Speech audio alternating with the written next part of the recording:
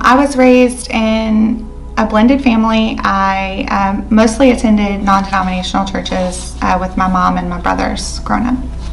I began thinking about becoming Catholic when my daughter died.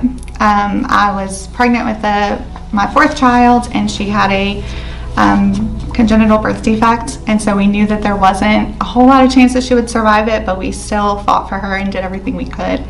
After she passed away, it really rocked everything for me and my husband, our family. And one thing that stood out in that time of profound grief was actually the kindness of Catholic people that I knew who were not close friends of mine, but short interactions with them were just so life-giving. They were kind, compassionate. I came from a background where it was a lot more like name it, claim it. If you have faith, then your life should be good. And when that wasn't our experience, it was just hard to reconcile. And the kindness of people reaching out and saying things like, "The Lord is close to the brokenhearted. I'm praying for you. I'm so sorry." It touched me in a way that I wasn't expecting. And it really did plant a seed that began to grow over the next several years. My favorite thing about RCIA was probably the fact that no one was really afraid to answer tough questions. There was no one shying away from talking about any concerns that anyone had about Catholicism, about the teachings. For me personally, it was really meaningful to learn about traditions that were so old and so lasting. This faith has been tested. It's been through trials. It's not a faith that's on shaky ground, but rather that stands on a strong foundation. And I needed that. So my experience with receiving the sacraments of initiation was really cool.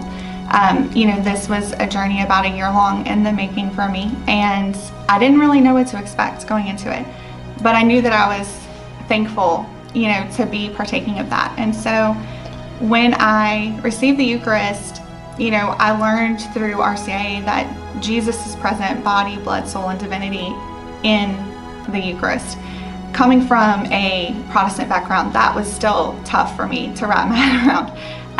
And so in that moment when, I knew that I was about to go up and receive Jesus, I sat and hesitated, and I said, "Jesus, this is still hard for me to understand, but I'm choosing to have faith in what you said. If you said that you're present in the bread, if it's you, then I accept that." And I went up, received the Eucharist, amen, put it in my mouth, and I didn't really expect much other than like the spiritual fruit that I had faith for. I've had a chronic condition that's caused me a lot of pain since the birth of my daughter. There was a complication involved. I've seen doctors for it. It hasn't been something that has been able to be remedied through various things that I've tried. I went back to my pew and I was no longer in pain.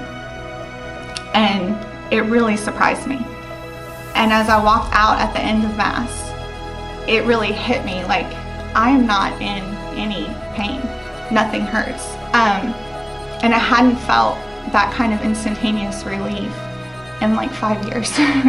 So it was really a big deal. And thinking of it, Jesus made himself known in the breaking of the bread in the New Testament. And, we believe that he really is present in the Eucharist. I now really have no doubt, like none. I feel like since receiving the first Eucharist and receiving confirmation, I feel whole, like just whole. If someone said to me that they were thinking about becoming Catholic, obviously I would be really excited for them.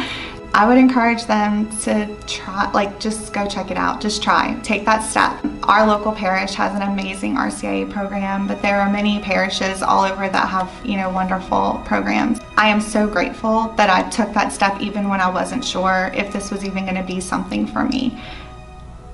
It was, but I'm so glad that I took that step, and I would encourage them to do the same.